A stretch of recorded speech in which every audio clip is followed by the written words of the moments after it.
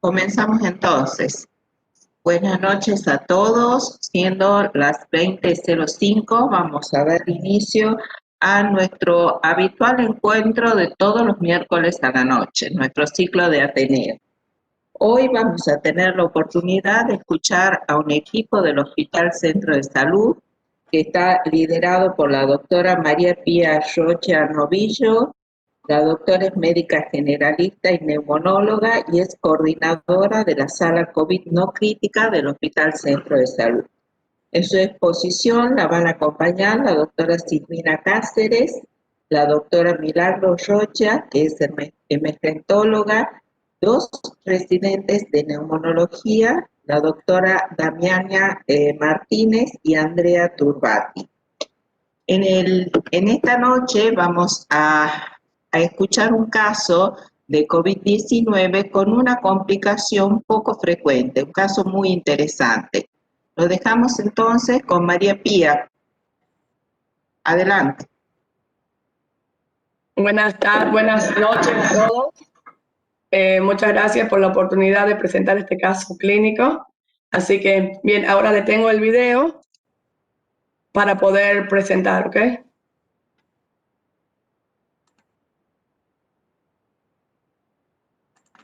¿Se puede ver bien ahí? ¿Me pueden escuchar y ver bien? Sí, se ve perfecto. Bueno, como bien la doctora dijo, mi nombre es Pía Rocha, yo soy neumonóloga y estamos a cargo de la sala del tercer piso no crítico, junto con las residencias, junto con la doctora Silvina Cáceres y junto a la doctora Milagro Rocha, que es generalista y emergentóloga también. Bien, este es un caso clínico que es un paciente de 59 años de edad, masculino, oriundo de San Miguel de Tucumán. El hombre era trabajador de la parte administrativa, como antecedentes patológicos, presentaba hipertensión arterial, tratada con enalapril 10 miligramos cada 12 horas, aproximadamente hace 10 años, no enolista, no tabaquista, no refiere alergias, presentaba un índice de masa corporal de 28. El hombre consulta el 27 de septiembre por mialgia, fiebres, tos secas y cefalea de 7 días de evolución, entre 5 y 7 días de evolución. Previamente tratado con paracetamol, 1 gramo cada 8 horas, vía oral. Al examen físico se encontraba en regular estado general, pero si bien se encontraba lúcido, conectado, se encontraba en el momento del examen febril 38,5, hemodinámicamente estable. El aparato respiratorio presentaba buena entrada de aire en ambos campos pulmonares, rales crepitantes bilaterales, saturación a 0,21, que es aire ambiental, 88%, una frecuencia respiratoria de 20 por minuto y una frecuencia cardíaca de 95 por minuto. Bien, presentaba una presión de 130 a 80. El paciente se le hace un hisopado en la PCR, la cual da positiva. Se le realiza una gasometría arterial porque estaba desaturando, se le hace una FiO2 a 0,32, que es una canulita a 3 litros, en la cual tenía una gasometría que tenía un pH de 7,45, una PO2 de 70, una PSO2 de 33, saturando 94, una PAFI de 226 y un láctico de 187. Se puede interpretar esta gasometría como un distrés respiratorio leve. Bien, el distrés es un distrés de dificultad respiratoria aguda, que si bien se lo puede clasificar en leve, moderado y severo, menos de 300, menos de 200 y menos de 100. En este caso era menos de 300, siendo leve, que es la relación de la PO2 y de la FiO2. Bien. Se le realizó un laboratorio con glóbulos blancos de 8.900, 86 de segmentado, linfocitos 20, eosinófilos 2, hemoglobina de 14, hematocrit de 39, plaquetas de 900.000. Bien, presentaba un eritro de 84, una PCR de 96, una LDH elevada de 846, una CPK también elevada de 120, y una ferritina también muy elevada de 2500. Bien, se le realiza una tomografía al paciente el 27 de septiembre, en la cual se pueden ver opacidades en vidrio esmerilado con tendencia a la consolidación, predominantemente en la periferia, asociado a una suave atenuación del dibujo intersticial, adquiriendo el típico patrón de COVID-19. Bueno, eso se lo puede ver, está el lóbulo superior, se puede observar la tráquea, acá está la bifurcación ya bronquial, con las mismas imágenes, y luego, digamos, a nivel basal y sobre todo posterior, bien, las típicas imágenes recién descritas. Podemos decir que estas imágenes son típicas de una evolución, no es la que estamos acostumbrados a ver del vidrio esmerilado bien tenue, sino ya con tendencia a la consolidación. Eso hablaba de la evolución del paciente. Se indica internación en sala no crítica COVID de tercer piso, en la cual el tratamiento se coloca vía periférica con un plan de solución fisiológica 14 gotas, ampicilina sulbactam 1,5 cada 6 horas, claritromicina 500 cada 12 horas, oxigenoterapia con una FO2 de 0,32, que es una cánula 3 litros, dexametasona, una ampolla cada 24 horas endovenosa, enoxaparina profiláctica 0,4 cada 24 subcutánea, y el enalapril, que era su medicación habitual. Se lo presenta al comité de plasma el 30 de septiembre para el protocolo de plasma de pacientes convalecientes. Por los valores elevados de eritro, PCR, ferritina, LDH, CPK, e inicio de síntomas entre 5 y 7 días, se le decide colocar el plasma. El paciente recibe el plasma sin ningún tipo de complicaciones. Del 30 de septiembre al 2 de octubre el paciente evoluciona favorablemente y bruscamente el paciente del 2 de octubre comienza con un aumento de la disnea, clase funcional 2-3, y presenta una desaturación. Saturaba a una FiO2 de 0,50 en 90%. Se le realiza una gasometría, que aquí lo importante a destacar es que él tenía una PAFI de 175, que es lo que, como habíamos dicho, que se mide el distrés, el síndrome de dificultad respiratoria aguda, de 226 había bajado a 175. Con ese valor ya se lo clasifica como un distrés moderado y se le realiza un laboratorio que tenía la PCR 96, mismo valor, 70, que tenía 40 anteriormente, y ferritina tenía antes de 2500, tenía 2600, pero no es que los valores de laboratorio habían variado mucho. Y tenía glóbulos blancos desde el 1900, 85 de segmentado, linfocitos de 20, y no había presentado fiebre en ningún momento, que por ahí podríamos sospechar que tenía una sobreinfección, pero en ningún momento había hecho registro febril. Se le realiza una nueva tomografía porque presenta por esta evolución más bien tórpida del paciente, en la cual se puede observar opacidades lineales y engrosamientos perilobulillares. También, digamos, hay un patrón típico de neumonía organizada ya por el COVID, y se ve claramente como complicación un neumotórax derecho con lateralización del mediastino del lado contralateral. Ahí se puede ver en los cortes más inferiores perfectamente cómo lo oscuro es el aire, bien, que está en la cavidad pleural. Este es uno de los últimos cortes que se puede ver perfectamente el neumotórax. Entonces se decide colocación de tubo de aventamiento pleural el 3 de octubre. El paciente evoluciona favorablemente, se retira el tubo el 10 de octubre y se da alta médica el 11 de octubre sin requerimiento de oxígeno domiciliario. A continuación está la tomografía de control, que se puede ver una radiografía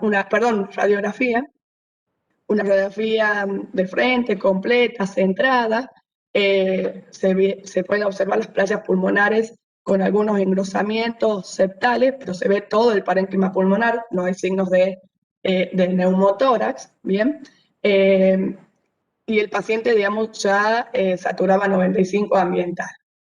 Entonces, a propósito de este caso, hemos hecho una revisión bibliográfica para ver qué tan frecuente era el era la presencia de neumotórax en COVID, porque a lo largo de todos los meses fue el primer caso de neumotórax que tuvimos.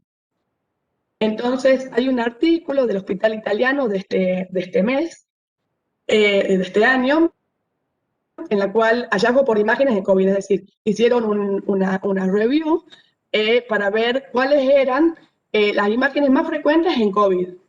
Ellos hacen un estudio de aproximadamente 3.000 pacientes y en tomografía de tórax los hallazgos informados en orden de frecuencia son opacidades en vidrio esmerilado, que es la que hemos visto, distribución bilateral, periférica y subpleural, en septos posteriores, menos frecuente con distribución peribroncovascular central, opacidades consolidativas, patrón de crazy paving, en el mundo neumo el patrón de Crazy es muy frecuente, que es vidrio esmerilado más un engrosamiento de septos intersticiales, que es muy inespecífico. En realidad, el patrón de Crazy paving lo pueden dar muchas patologías.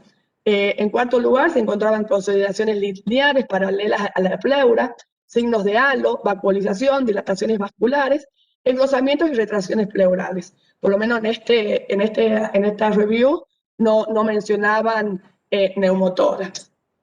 Luego, en la Research Respirology, hubo otro artículo a propósito. Este es un grupo de Filadelfia que tuvo 900 casos de COVID y de los 900 casos registraron 6 casos de neumotórax. Sus neumotórax, de 6 casos, 5 estaban asociados a neumonía a COVID en ARM, producto de barotraumas y volutrauma. Solamente de los 900, un caso presentaba neumotórax espontánea.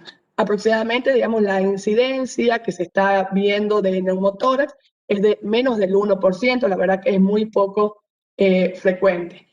Bueno, en cuanto a estos son los 6 casos que mencionaban, que se puede ver, por ejemplo, en la última de abajo de la derecha, se puede ver claramente en esta radiografía el neumotórax, bien. En la otra opuesta, en la primera de la izquierda, también se lo puede ver perfectamente al neumotórax, ¿ok? Bien, como conclusión, ellos dicen que el neumotórax espontáneo es una rara complicación de la neumonía por COVID y quienes tienen más riesgo son aquellos que se encuentran en ARM, fundamentalmente barotrauma, volutrauma, y también las pacientes que tienen imágenes en opacidades en vidrio esmerilado y consolidaciones. Bien. Bueno, muchas gracias por su atención. Este es el equipo, parte del equipo, que estamos en la izquierda, la doctora Roquia, yo, también el doctor Leal, la doctora Agüero Turbati, la doctora Cáceres, y en el otro lado está de azul, está también la doctora Damiana Martínez, jefas de enfermerías y coordinadores de enfermería. Bueno, ahí estamos haciendo cuidarnos y cuídate y cuidarnos. Bueno, muchas gracias por su atención y estamos abiertos a comentarios y a preguntas.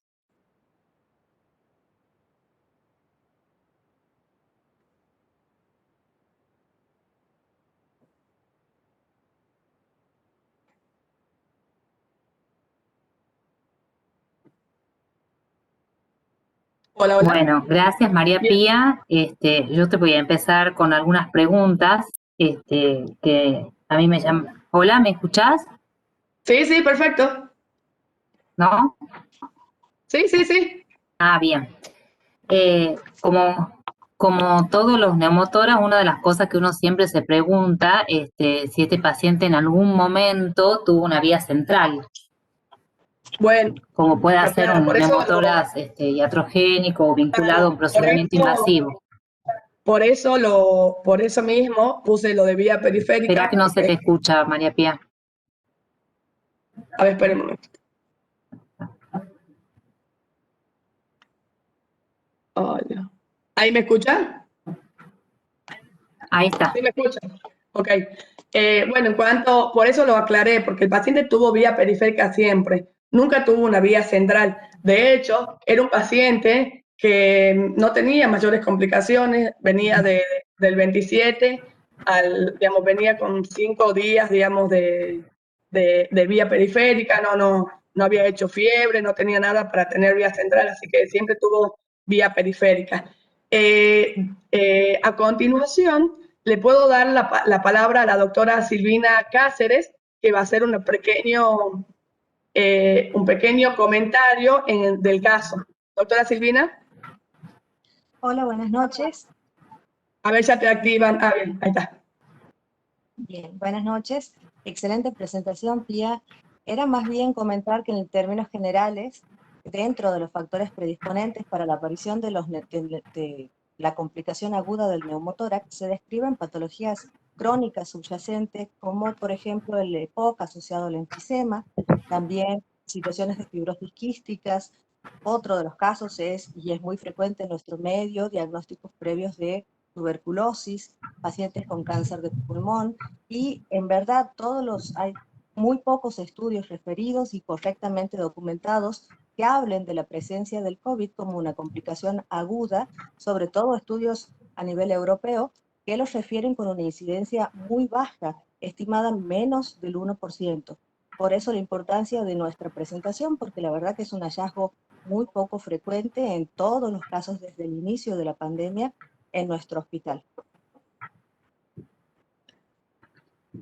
Acá tenemos algunas preguntas de los chicos que están conectados. Dice la doctora Sí. Pilar Cabrera que es muy interesante el caso y como comentario, si en su hospital tuvieron enfisema subcutáneo o neumomediastino. La pregunta es porque en nuestro hospital, la doctora Pilar Cabrera es del Hospital del Este, tuvimos un par de casos en pacientes en ARM y Prono que tuvieron o neumomediastino o enfisema subcutáneo. Y el doctor Gonzalo Tomás, que es del Hospital Avellaneda, hace referencia a la misma pregunta, dice que en un instituto privado, en una institución privada, tuvieron varios casos de neumomediastino, todos estaban en ARM. Exactamente, sí, en el Hospital Centro de Salud, en las terapias, sí se reportaron neumodiastinos y neumotórax, producto de barotrauma, ¿bien? Se corta un poco. También, capaz que vos me estás haciendo interferencia. ¿Ahí me escuchan? Ahí sí. Bien, producto de barotrauma, como hemos dicho, de volutrauma, y también, bueno, como sabemos en la terapia se colocan muchas vías centrales y se pueden producir neumotoras por la colocación de vías centrales, ¿no? Pero sí tuvimos, pero este neumotórax espontáneo documentado fue el único, digamos, en nuestro hospital. Pero sí tuvimos en ARM, sí también tuvimos.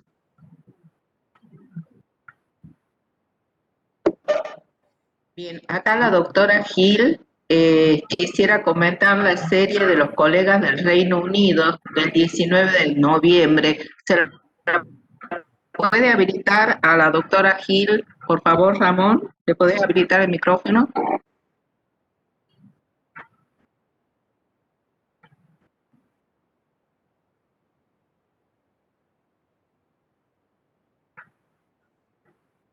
Hola, ¿se escucha?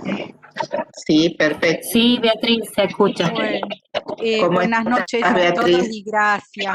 Bien, muy amable.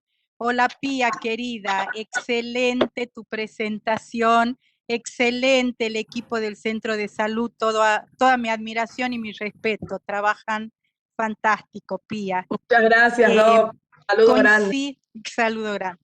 Coincido con la prevalencia que dijeron de neumotórax y de hecho que es la confirmación que se hace en el último journal de la ARS, el 19 de noviembre salió publicado un registro de 16 centros del Reino Unido con 71 casos de neumotórax, 60 neumotórax solitos y 11 neumomediastinos. Y bueno, y después el neumomediastino asociado a la asistencia respiratoria mecánica, sobre todo cuando tuvieron que hacer soportes ventilatorios un poco más estrictos por la rigidez pulmonar. Ellos describen también el 0,93% de prevalencia y los dividen en tres a los escenarios. El paciente que llega al hospital con el neumotórax atribuido a COVID positivo, y llega a la consulta con el neumotórax y los síntomas de neumotórax, descartan neumotórax espontáneo porque estaba asociado a patología pulmonar COVID con PCR positivo.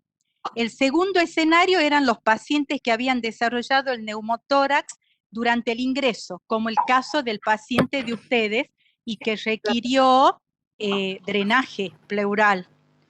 Y el tercer caso es el de los pacientes que complican con neumotórax estando intubados y ventilados, ya sea que la asistencia respiratoria haya sido mecánica convencional o incluso lo han descrito en pacientes con circulación extracorpórea también. Así que miren que la conclusión que ellos toman es prácticamente la de ustedes, Pía, que por más que sea infrecuente, estemos atentos a pensarlo como... Claro, lo que nos llamó la atención a nosotros es la clínica del paciente, que nunca, digamos, nos tenemos que olvidar, digamos, porque el paciente venía evolucionando muy bien. Si bien los pacientes COVID generalmente tienen una evolución abrupta en 48, 72 horas, pero este paciente venía muy bien. Y es como que hubo un episodio, algo le pasó y empezó a desaturar el paciente, pero sin fiebre. No es que venía con mucha fiebre, digamos, el laboratorio venía normal, no es que se disparó, el laboratorio de seguridad tampoco se disparó. Entonces hubo algo que clínicamente nos llamó la atención, entonces se le hizo la tomografía, porque estaba de pronto de cánula, pasó a estar con una máscara 50%. Claro, y ha sido alrededor del 7º día, ¿verdad? Más o menos. Sí, en realidad, sí. En realidad el paciente consulta ya tarde. Ustedes saben, Doc, esta tomografía, que es la primera tomo, es una tomo evolucionada. Sí. Porque estamos acostumbrados a ver vidrio esmerilado, tenue, no tan evolucionada. Pero, por lo general, pero en el hospital estamos viendo últimamente que vemos muchas tomografías hiper evolucionadas. Es decir, el paciente ya viene aproximadamente con 7 días de evolución, pero es tan importante la consulta precoz y la consulta más temprana, porque de hecho en la sala ahora tenemos un paciente con 2 PCR negativos, pero tiene una tomo típica. ¿Qué otra cosa? No, nosotros ya sabemos, y esto también como una premisa a esta altura de los acontecimientos, que tenemos clínica e imagen compatible y no nos hace falta la PCR positiva. Sí, que detectemos el antígeno. Es así. Es un caso muy interesante, Pía, está muy bien registrado, son lindas las imágenes, y una cosa para recalcar también es que en las imágenes donde tiene el neumotórax, se ve como que él ha hecho una patología de la vía aérea, ¿no?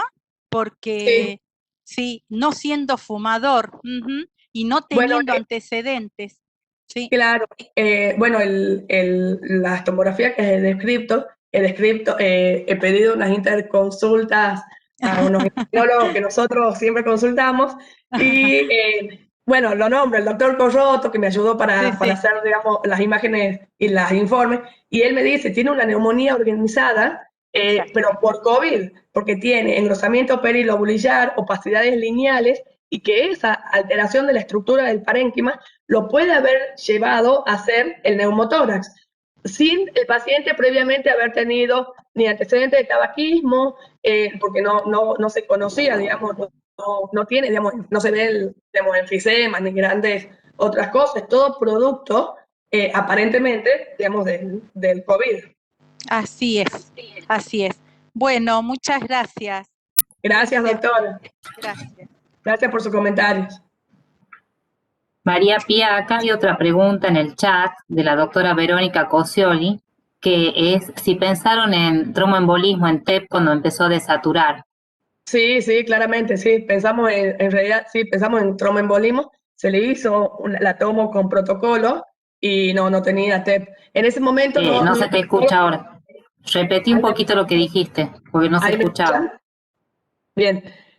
Sí, pensamos en TEP, claramente pensamos en TEP. La tomografía se le hizo con protocolo para TEP, bien. No se registró TEP.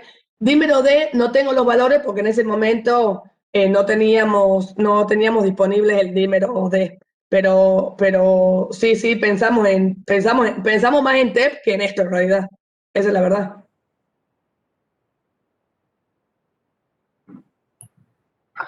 María Pía, yo tengo varias preguntas para hacerte. Una, Bien. si este paciente tenía serología de HIV, bueno, yo soy infectóloga, no puedo sin la serología de HIV, y porque, bueno, cuando uno ve un neumotórax siempre también busca el neumociste, la neumocistosis. Esa es una pregunta. La otra, si al tener este paciente, este neumotórax, que bueno, vos has contado que ha evolucionado bien, en el seguimiento posterior, post-alta, cambian los tiempos, el timing de hacerlo los controles, las tomografías.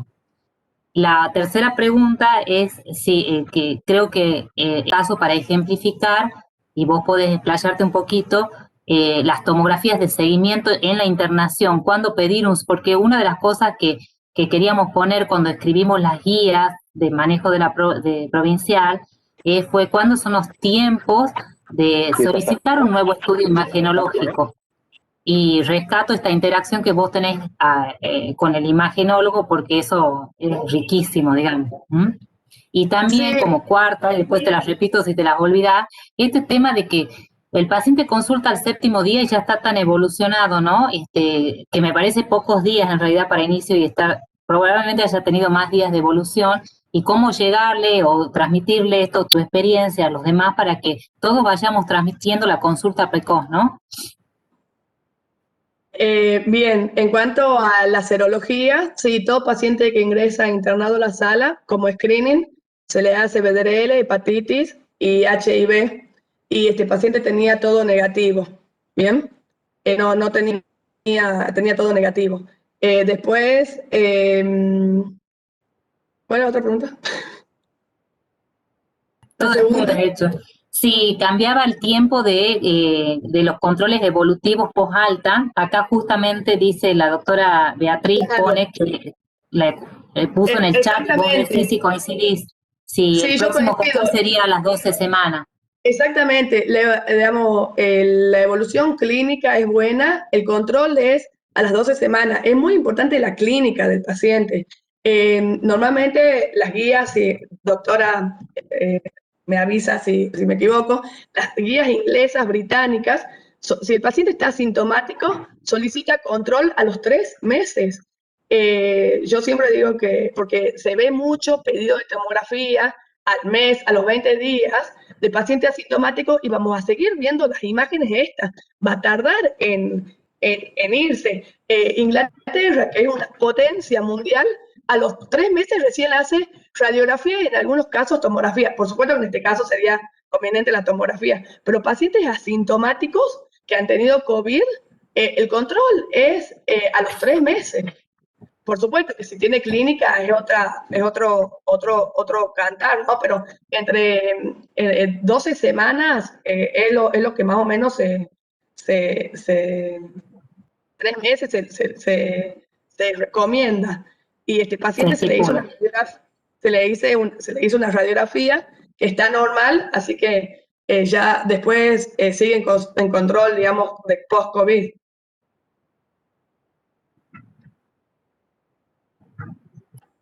Buenas noches. ¿Puedo hacer una pregunta? Hola, buenas noches. Sí, ¿quién habla? ¿Cómo está? Kinesiólogo Marcelo Luis.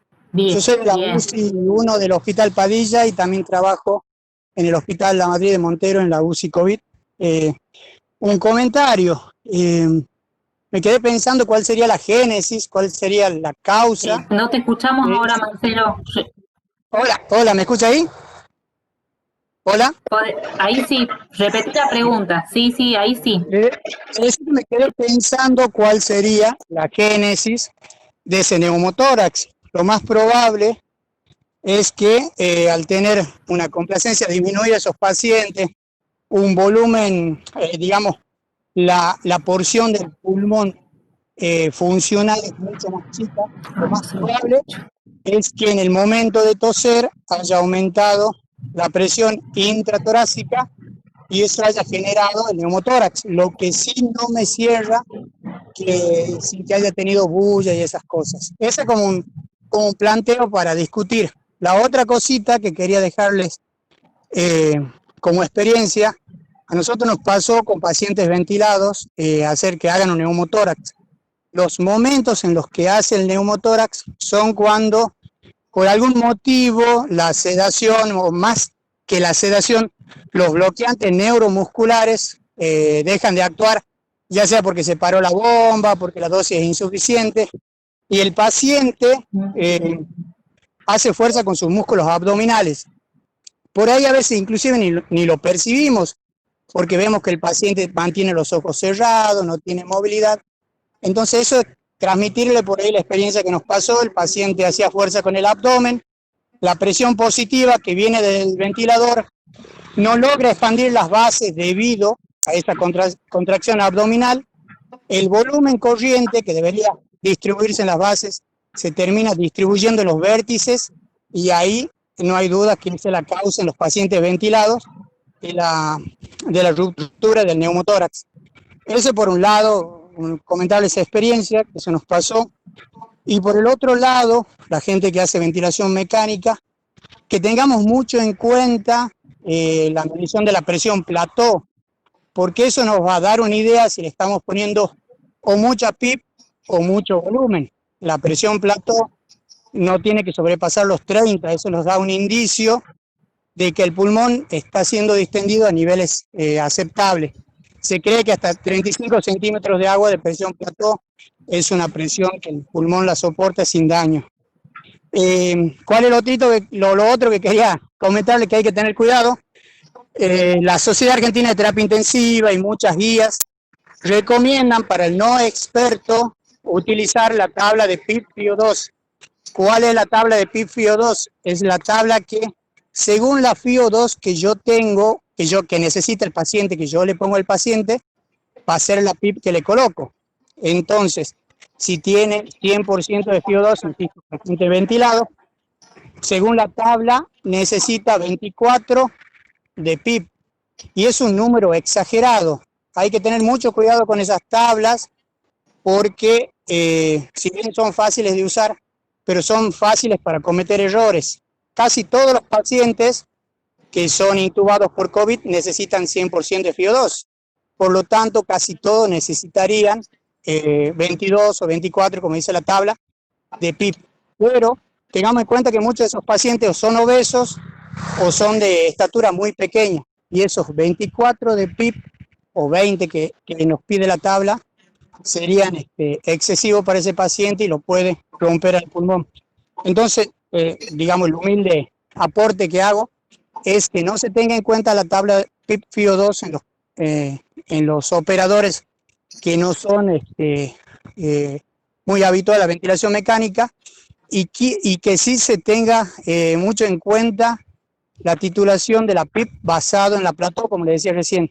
Yo tengo que ir subiendo la PIP hasta que la plató me dé un valor de 30. Eso se llama titulación express, no es un invento mío, obviamente.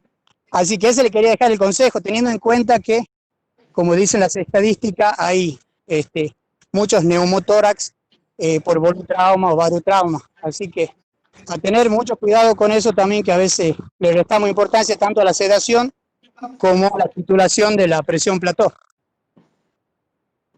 Ese era mi aporte. Si alguien quiere hacer algún comentario o opina diferente, por ahí sería lindo que lo discutamos y entre todos podamos ver las ideas diferentes que haya. Muchas gracias. Gracias a vos, Marcelo, por ejemplificar y bueno, sigue la conversación en el chat para los que necesiten. Acá todos te felicitan, María Pía, los que están escribiendo. La doctora Beatriz puso el tema de la ecografía pulmonar y ya que ella lo ha mencionado, te quería preguntar si ustedes tienen experiencia y si alguno de los que están unidos a la reunión tiene experiencia en ecografía pulmonar. Yo justamente ayer estaba escuchando un webinar del Hospital Muñiz que cada vez están adquiriendo más experiencia en esto por la factibilidad y no tener que trasladar a los pacientes y demás. A ver qué nos podés contar de eso. Sí, digamos, ¿no? En la sala nuestra no tenemos experiencia en ecografía pulmonar. La experiencia en realidad la tienen en la guardia. En la guardia hacen mucha ecografía pulmonar en la guardia mayor, pero en el piso no. Pero en realidad, digamos, estábamos en plan de agregar, digamos, un ecógrafo para empezar, digamos, a ver, digamos, estos casos, ¿no? Que uno directamente con el ecógrafo ya, sin bajarlo al paciente, lo que significa sin irradiarlo, ya te da un diagnóstico, ¿no? Está el doctor, lo veo en línea, el doctor Matías Corroto, capaz que nos puede decir algo, Matías. Hola Pía, ¿cómo estás? ¿Todo bien? ¿Cómo estás, Matías? Gracias por el aporte tuyo. No, Si bueno, está el doctor Matías Corroto, ahí está. siempre es un placer, siempre es un placer. Vos sabés, Pía, que no tengo experiencia en lo personal con ecografía pulmonar, así que no puedo hablar demasiado del tema. Te pido disculpas. Bien, bien. Y en cuanto a la neumonía organizada y la tomografía que hemos visto en el caso, ¿qué te parece? ¿Te parece que esa puede haber sido la causa del neumotórax, ese patrón de neumonía organizada? Mirá, el patrón de neumonía organizada, yo entré a la clase un poco tarde, no llegué a ver exactamente el patrón que has mostrado, pero no sé si es exactamente las imágenes que vos me mostraste al principio. Son las mismas, son las mismas. Eran las mismas. Sí, exacto. Perfecto. Sí, podría ser perfectamente el patrón que ha mostrado la causa del neumotórax. Totalmente de acuerdo con vos, sí, sí. Y en tu experiencia, Matías, ¿han visto neumotórax? ¿Vos has visto Sí. muchos neumotórax en COVID, espontáneos, sin RM? No he visto muchos neumotórax en COVID, debo haber visto uno, debo haber visto dos, pero sí bien. tenemos, de alguna manera, entre comillas, la suerte de tener una curva de aprendizaje muy empinada, muy grande, porque la verdad que los casos de COVID que estamos viendo con primer informe y ahora ya con controles evolutivos es muy, pero muy alta. La verdad que la casuística de casos que tenemos es impresionante, así que cuando quieras nos juntamos y te muestro todas las infinidades de imágenes que tengo, que realmente son de todo tipo, con todos los tipos de patrones que te imagines. Creo que va a ser súper productivo poderlo hacer alguna vez cuando vos quieras. Así es, junto con la residencia y la doctora Gil. Va a ser un placer, por supuesto. Bueno, muchas gracias. Nos comprometemos para que los presenten en el Ateneo, ¿no? Claro, ahí está Matías. Doctora Pía. Imágenes. Acá hay otras preguntas, digamos, y aportes. Dice la doctora Eliana Molina, dice, impresionaba patología respiratoria crónica previa, aunque no tenía antecedentes, le preguntaría si podría ser un tabaquismo pasivo. La verdad que tenemos solamente, digamos, la tomografía primera, y con la tomografía, digamos, la primera tomografía no podemos evaluar si tenía patología respiratoria previa, porque estaba tan evolucionado el paciente. Seguramente él consulta con 7 días de síntomas, pero seguramente había iniciado antes los síntomas, seguramente 10, 14 días. Así que si tenía patología previa, deberíamos tener hubiera sido bueno que no, el paciente no la tenía, una tomografía previa del año pasado, pero el paciente no presentaba estudios. El paciente no refiere tabaquismo pasivo, la verdad que no decía que nadie fumaba en la casa, que no tenían ni hábitos anólicos ni tabáquicos. Doctora. Bien. Doctora Silvia. Sí. Un comentario con respecto... Marcelo acá. Marcelo de nuevo. Un comentario con respecto a Marcelo. Un comentario con respecto a la ecografía pulmonar. Nosotros, en la terapia del Padilla, tenemos la suerte de contar con un ecógrafo y tuvimos la suerte de contar con alguien que sabía mucho, que hizo muchos cursos de ecografía, el doctor Carlos Cárdenas, que en paz descanse, que él fue un un médico que nos enseñó mucho de ecopleura y de otro tipo de ecografías, que él falleció por COVID hace unas semanas. Lo que le quería comentar es que es mucho más simple de lo que uno cree aprender lo que es ecopleura, tanto para ver los derrames pleurales, que eso es muy fácil de ver, y es verdad que que aparece poco en COVID, pero para patologías posteriores, cuando Dios mediante esto termine, nos sirve mucho. Y también es muy sencillo, aunque no tanto como el derrame pleural, ver los neumotórax. Inclusive tiene mucha más sensibilidad y especificidad que la radiografía.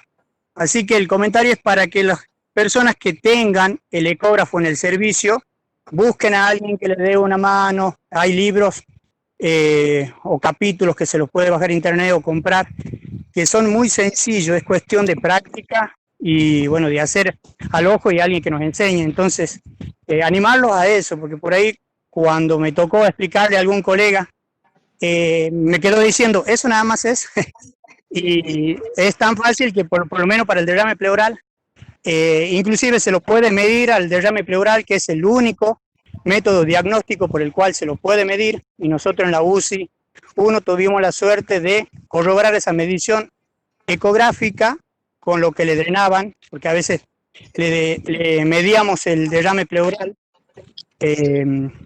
minutos antes que le pongan el tubo de avenamiento, y daba siempre los valores. Así que, más que nada, animarlos a que se animen al ecopleura, tanto para neumotórax como para derrame pleural. Eso nomás, doctora, muchas gracias. Gracias, Marcelo. Y bueno, en relación a lo que está comentando Marcelo, acá la doctora Pilar Cabrera del Hospital del Este dice, en nuestro hospital hacemos un par de médicos ecopulmonar en la UTI. Las dudas o los casos complejos los vemos con el jefe de imágenes, esta importante interacción me parece otra vez jerarquizable, y consideramos bastante útil para ver la severidad del distrés, el tema de la ecografía. O sea que es un método que hay que avanzar, digamos, para tener experiencia. Así es. Después sí. pone la doctora Beatriz Gil, la causalidad entre el neumotórax y la COVID generalmente se basa en las lesiones pulmonares de base. A veces se generan quistes y a veces cavitaciones. Y a veces por infarto pulmonar puede haber una cavitación y neumotórax y no es necesario una patología previa. Claro, exactamente. Bien, y después, bueno,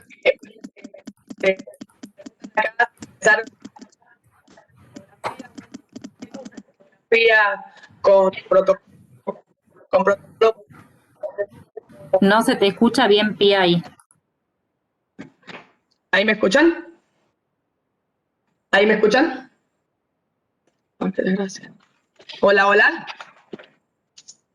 Ay, ¿por qué? Sí, Pía, te escuchamos. Sí, Sí se escucha, Doc. sí se escucha, Pía. Bien, que sí pensamos. En realidad lo primero que pensamos es en un tromboembolismo pulmonar, porque de saturación, disnea abrupta, lo primero que pensamos. De hecho, lo que nos llamó poderosamente la atención es que tenía un neumotórax. Le hicimos una tomo con protocolo para TEP, que es lo que tenemos en la casa del hospital, y no tenía un TEP, ¿bien? Ya lo había mencionado, bueno, justo no teníamos en ese momento el dímero D, que hubiera sido, digamos, pero seguramente no hubiera dado valores tan elevados. Después se le hizo un control de ferritina y la ferritina estaba en valores menos de 1000. Pero bueno, en realidad quiero aprovechar la oportunidad para comentar que tuvimos en la sala, en el tercer piso, aproximadamente más de 300 casos, y que bueno, en realidad nos llamó la atención y lo quisimos poner a este porque fue el único que registramos, el neumotórax. Quizá tuvimos otros pacientes, pero no los registramos, ¿verdad? Eso es la verdad.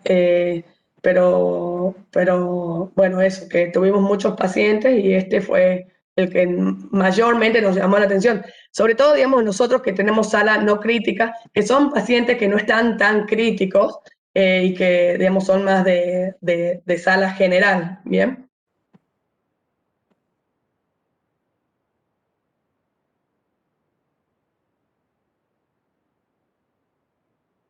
Hay otro aporte en el chat que es de Víctor, que dice, excelente e interesante presentación, neumotora, los que causan lesión o disfunción endotelial y los estados de hipercoagulación subyacentes por Cabin hicieron y pensaron una angiotomografía también.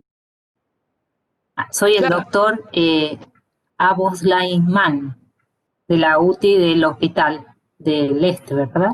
Sí. Exactamente. Exactamente, sí, sí.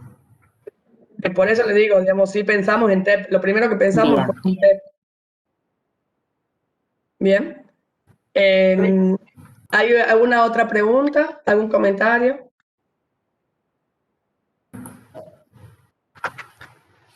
La verdad que el caso muy interesante porque no es habitual, como vos bien has dicho, pero bueno, ya se están describiendo todas estas complicaciones. Y bueno, yo te quería comentar en una charla que escuché hace unos días del Hospital Muñiz, que bueno, ellos ya han pasado la curva y ahora han habilitado los servicios de imágenes para todas patologías no COVID también, o sea, pacientes no COVID que va, pero ellos comentaban ahí que pacientes que van por otra causa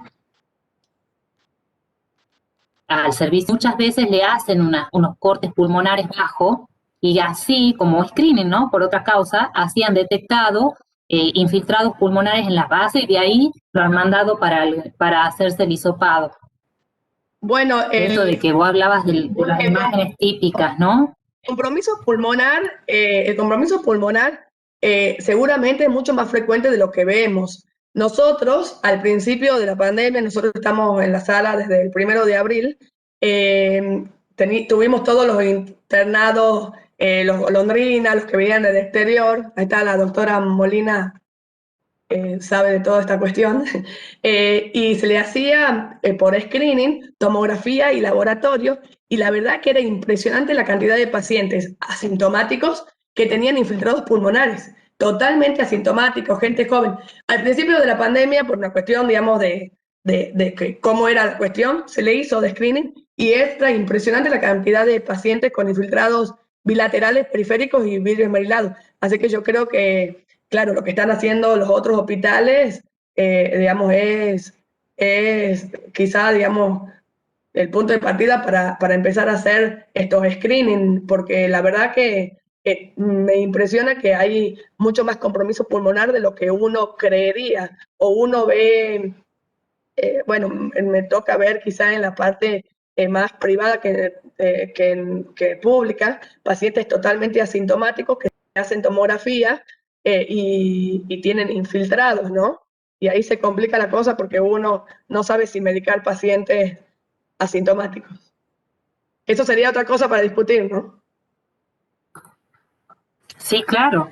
Sí, por Yo lo no menos sé, lo que me parece rico es detectarlo y tenerlo en seguimiento, digamos, más allá de que habrá momentos como muy iniciales que uno no sabe qué hacer, pero me parece peor no detectar los pacientes y no saber que tienen infiltrados pulmonares, que ya pasa a ser un paciente con neumonía, una neumonía viral. sí, en realidad, digamos, yo creo que no, digamos, no, la verdad no sabemos bien, me parece a mí, porque hay muchos pacientes asintomáticos, joven, que se hace tomografía y tiene pequeños parchecitos y ahí empieza la vorágine para mí, digamos. No sé si estoy muy de acuerdo después de empezar a hacer tomografía, porque uno no termina más, ¿no? Pero sobre todo en pacientes jóvenes, asintomáticos, sin factores de riesgo, hablo, ¿no? Doctora, buenas noches, doctora Pía. Soy la licenciada Perret, kinesióloga. Una ¿Cómo está? pregunta, ¿cómo le va? ¿Cómo fue el tratamiento cuando ustedes descubren este neumotórax? ¿Pusieron drenaje? ¿Fue resolviéndose de a poco? Se ¿Cómo le fue el colocó, tratamiento que le dieron? sí, se le colocó, tuvo amenamiento pleural, sí, se le colocó. 5 o 6 días se le colocó, sí. Él tenía mucha sintomatología porque, bueno, yo no sé si Sí, vi bien la imagen, tenía parecía que no era mucho, muy grande. tenía muchos requerimientos de oxígeno. Estaba con muchos requerimientos de oxígeno. Estaba Perfecto, con muchísimas gracias. una máscara a 10 litros. Por eso, fundamentalmente. Muchísimas gracias. No, de nada, gracias a usted. Acá hay otro aporte de la doctora Gil, dice, el neumotórax en COVID es de mayor presentación en hombres mayores, entre 55, en hombres mayores de 55 a 60 años y no es un marcador de mal pronóstico. Y bueno, nuestro ahí claramente, 59 años, varón, claro, claro. Claro, tal cual es tu Tuvo caso. y tuvo una evolución muy buena encima. Bien. ¿Alguna otra pregunta de los participantes? Claro, exacto. Bueno, ahí indicación de TC solo cuando necesitamos algo que será la conducta, claro.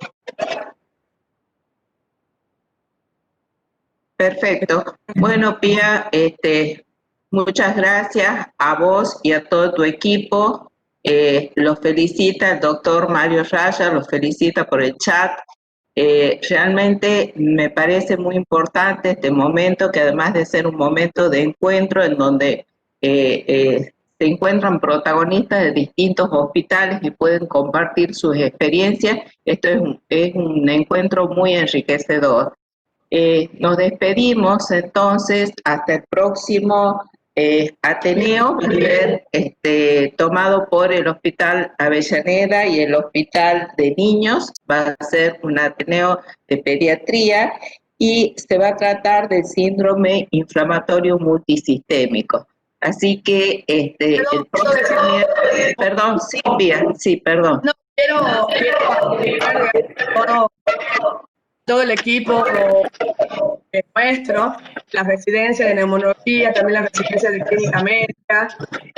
El primer momento que ni siquiera había llegado acá el virus, se puso el equipo al hombro y estuvimos en el tercer piso y desde el 1 de abril hasta el día de hoy, con todo lo que pasó, con estos 3 meses que fueron durísimos, valió totalmente la pena porque fue una curva de aprendizaje tanto, digamos, desde lo médico, profesional, hasta el trabajo en equipo, porque nos empezamos a juntar un montón de gente, infectólogos, kinesiólogos, terapistas, nosotros. Entonces se armó también emergentólogo, que fue mi hermana que también estaba de coordinadora. Fue un equipo, la verdad que maravilloso. Por supuesto que con sus blancos y con sus negros, como siempre, pero siempre el trabajo en equipo y la humanidad de todo el equipo fue lo que nos llevó que hoy estemos bien, en pie. Todo el equipo nuestro, quiero decir que no es una salvedad, no se contagió de COVID y fuimos las primeras que estuvimos, así que como medida de seguridad, digamos, estuvimos bien preparadas y la verdad que estoy orgullosa del equipo que nos tocó estar, porque la verdad que nos habremos equivocado seguro, pero siempre aprendiendo de los errores y siempre viendo para adelante para mejorar, que eso es lo importante, como persona y como profesional también.